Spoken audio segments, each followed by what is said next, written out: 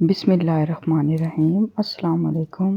امید ہے کہ سب ٹھیک ٹھاک ہوں گے اور اپنے اپنے گھروں میں خوش اور آباد ہوں گے۔ سنائیں جی کیسا گزر ہے آپ سب کا رمضان؟ الحمدللہ ہمارا تو بہت اچھا گزر ہے، اور میں آپ کے لیے ایک اور رمضان کی نئی اور کوئک سی ریسپی لے کے آئی ہوں۔ یقین مانیں آپ ٹرائی کریں گے نا تو پکوڑے کو چھوڑ دیں یار، وہ بیچارے پکوڑے ہیں تو باہر بھی نکل آؤ دنیا چ آلو دے نال ہور کچھ بھی بنتا ہے۔ چلے آئیں ٹرائی کرتے ہیں، بہت مزے کے ہیں اور اتنے کرسپی کہ بڑے سے لے کے بچے تک سب پسند کریں گے، اور سپر کرسپی۔ میں نے آپ کے سامنے دیکھے 2 آلو لیے ہیں، ایک بڑا تھا ایک چھوٹا۔ اس کو اگر پیلر ہے تو سب سے بیسٹ ہے، میں نے صرف نائف کے ساتھ بھی کاٹ کے دکھایا ہے کہ اگر کسی کے پاس پیلر نہ ہو تو وہ مطلب اتنا تھن آپ نے یعنی اس کی کٹنگ کرنی ہے، پھر آپ نے نا اس کی جولین کٹنگ کر لینی ہے۔ اگر تو صرف آپ پیلر کے ساتھ کریں گے نا پھر تو بیسٹ ہے، پھر آپ کو جولین کٹنگ کرنے کی ضرورت نہیں ہے، پھر آپ اسے نا رفلی کٹنگ بھی کر سکتے ہیں، یعنی کیونکہ جو ہم نائف کے ساتھ سلائس کرتے ہیں نا وہ ہم جتنے بھی تھن کر لیں وہ پھر بھی ہلکے سے ہارڈ ہوتے ہیں، یعنی انہیں نا اس طرح جولین کٹنگ میں کرنا پڑتا ہے، لیکن جب آپ پیلر کے ساتھ کریں گے وہ بہت ہی تھن اور بہت سافٹ سے سلائس ہوتے ہیں۔ آپ انہیں جیسے مرضی پھر کٹنگ کریں وہ آپ کے لیے کافی ہینڈی ہو جاتے ہیں۔ ابھی یہ میں آپ کو دکھا رہی ہوں، انہیں پتہ نہیں کیا کہتے ہیں، وہی سانو پتہ پنجابی جنہوں نے مولی کترا کیتا ہے، باقی اس کو اردو میں کیا کہتے ہیں مجھے واقعی نہیں پتہ۔ آپ کو سمجھ آ گئی ہے نا کسی کیا کہتے ہیں۔ اور ایک چھوٹے والا میں نے آپ کو کرش کر کے دکھا دیا، ویسے تو اس کو مت کریں، مزہ نہیں آئے گا، اور وہ ویسے بھی جب آپ انہیں فرائی کریں گے تو وہ اتنے باریک ہوتے ہیں کہ وہ جل جائیں گے۔ آپ ان کی کٹنگ کریں، دیکھیں میری تو ہاتھ سے دیکھیں کتنی اچھی کٹنگ ہوئی ہے۔ پتہ نہیں کیڑے لوگ نے جڑے کٹنگ بورڈ سے رکھ کے کاٹ لیندے نے، میرے سے تو اس کے اوپر رکھ کے کاٹا ہی نہیں جاتا، اس سے زیادہ اچھا تو میں ہاتھ سے کاٹ لیتی ہوں۔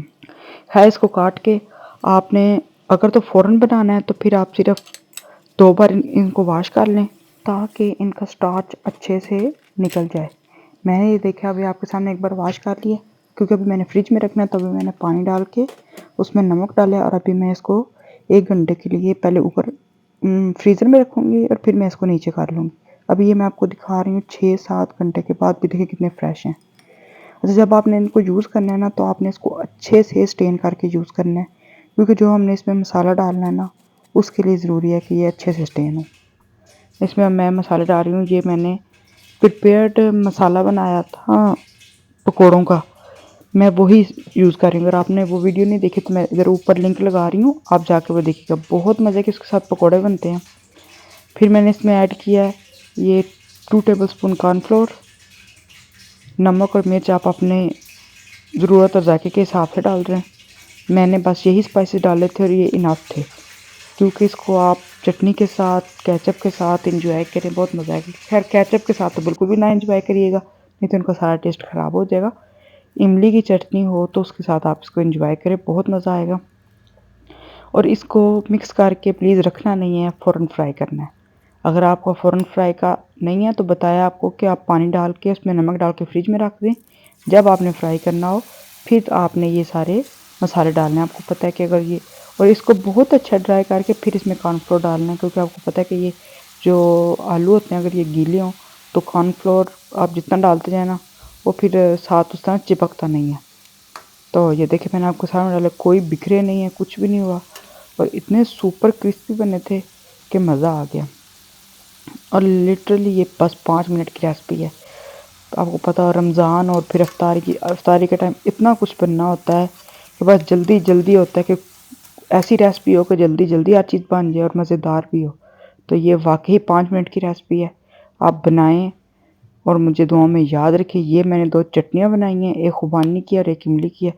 انشاءاللہ ویری سون میں اس کی بھی ریسپی اپلوڈ کرنے لگی ہوں۔ آپ یہ ٹرائی کریں گے تو سارے آپ کی تعریفیں کریں گے اور آپ کی یہ فیورٹ چٹنیاں ہو جائیں گی انشاءاللہ۔ چلیں جی ملتے ہیں اب نیکسٹ ویڈیو میں، مجھے دعاؤں میں یاد رکھیے گا۔ اگر آپ کو میری ویڈیو اچھی لگ رہی ہے تو اس کو لائک کریں، شیئر کریں، سبسکرائب کریں اور بیل آئیکن کو مسٹ پریس کر دیں تاکہ میری ہر نئی آنے والی ویڈیو آپ تک پہنچ سکے۔ انشاءاللہ ملتے ہیں نیکسٹ ویڈیو میں، فی امان اللہ، اللہ حافظ۔